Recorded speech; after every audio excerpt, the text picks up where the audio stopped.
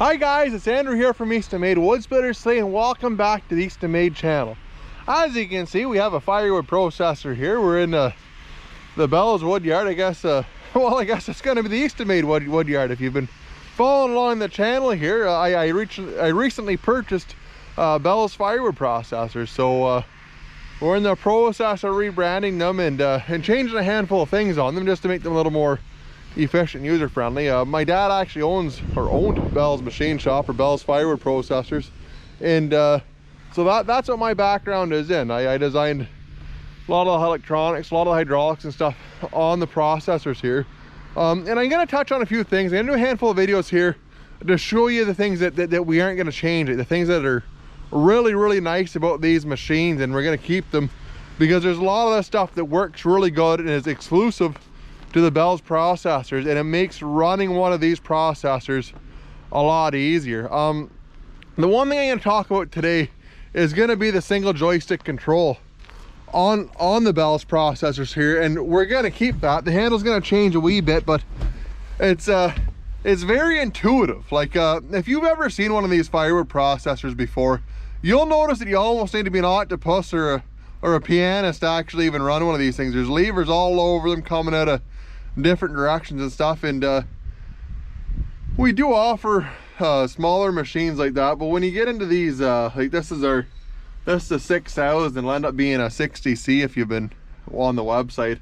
But like on the bigger machines, when you get in this caliber machine, you might as well have something that's going to be really easy to run and really easy to use, and that's what these machines offer really well. Like, you can put a guy in one of these things and the controls simple and nice and easy to use, where like I said, you're not playing with a whole bunch of levers. Like, this is the handle that's in this. Like your forward and back on your in-feed trough, which is pretty straightforward. So like your log, if you pull it forward, the log will come forward. If you push it backwards, it'll go backwards for you. And then your saw up and down, so that brings your saw up and that brings your saw down. So that's really simple, guys. That's pretty straightforward. The other really nice thing about how this is set up is that when you're running this, when you go to bring your saw down, this won't move. Like, the saw won't move at all until the log is, or until the clamp is buried into the log. Like, a lot of these machines, you'll see them, they're actually hooked together. So if you have a knot on the one side of your block, like on your saw side, that's higher than what your clamp is, that's incredibly dangerous. Like because it's not, your saw's gonna hit the piece of wood before the clamp is actually closed, and it's just not a good setup. Like, there's a handful of companies that have been running like that for years, but it's just, for me, I don't think it's the best way to do it. And again, it's a matter of personal preference. I don't think it's right or wrong one way or the other, but that's what you'll run into. And that big saw there, if it's not clamped, that thing ain't staying in there. That block of wood's gonna go whistling. I'm sure if you've been in this industry, you've that's the one thing about these circular saws. That's the nice thing about one of the Bell's Eastonmade processors here is that the clamp's going to be buried in the wood, and same as going back out of the cut, guys.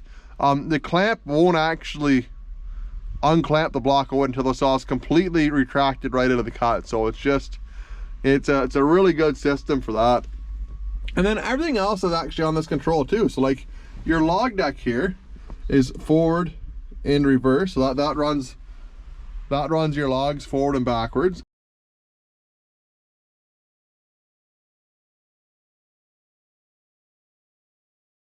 And then your wedge is up and down, so that actually moves, open that window so you can see it, that moves the wedge up and down.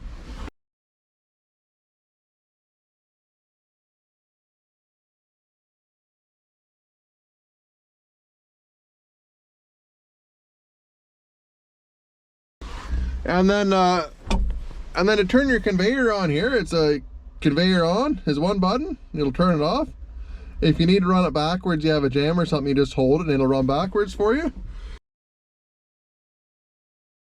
And then this control here turns your saw on and off. It'll start your saw, and then when you hit it, it'll turn the saw off. The other nice thing about these circular saws, I think most companies are doing it now, but we came up years ago with a saw brake on it. So what'll happen is when you hit the emergency stop, it'll take about a second or 2 seconds for the saw to actually stop spinning. So like what would normally happen before is when you didn't have that saw brake on there, there's a lot of inertia in one of those big blades. It'll sit there and spin for 2 or 3 minutes. So if you had to get into the trough to clear a jam or work around, it was just really dangerous to do so. Where, like I said, these new ones, they actually have a hydraulic brake on them to slow them down.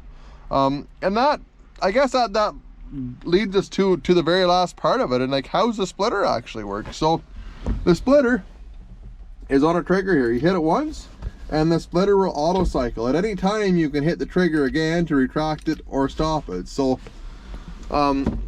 again, just a very intuitive control on these processors, and they're going to remain like that. That's one part of these machines that works completely and totally flawless. Like they really perform well, and like I said, in terms of operator comfort and ease of use, you're not running a bunch of different handles or levers, or there's nothing, you're not hunched up here leaning over a control system like that. Like you're sitting in the cab nice, and that's a big part of this. Is if you're gonna sit in one of these machines all day, you're gonna want to make sure you're comfortable and that it's simple and easy to run. Anyways guys, if you liked the video, give her a big thumbs up, hit the subscribe button, let me know if you have any questions. Like I said, like I'm taking over, well, I guess March 1st. Like I said, this is probably going to be up on Tuesday night.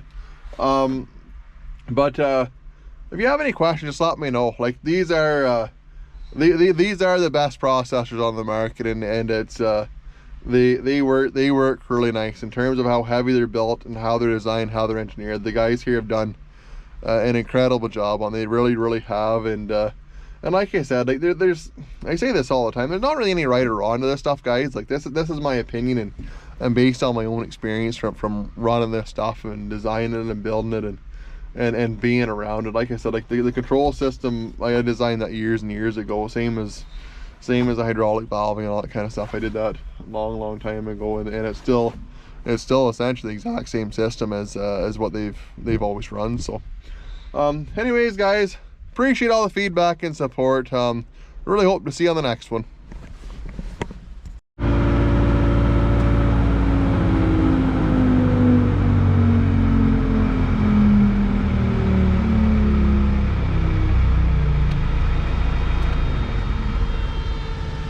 Well guys, that's the first time I've run one of these machines in a long time. I probably, in 6 years since I've worked at Bell's, I guess. I've run them a handful of times in between there.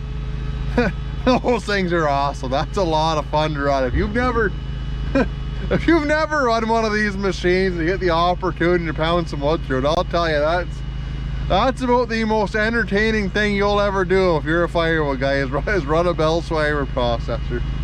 Hope you enjoyed the video guys. Take care, see you on the next one.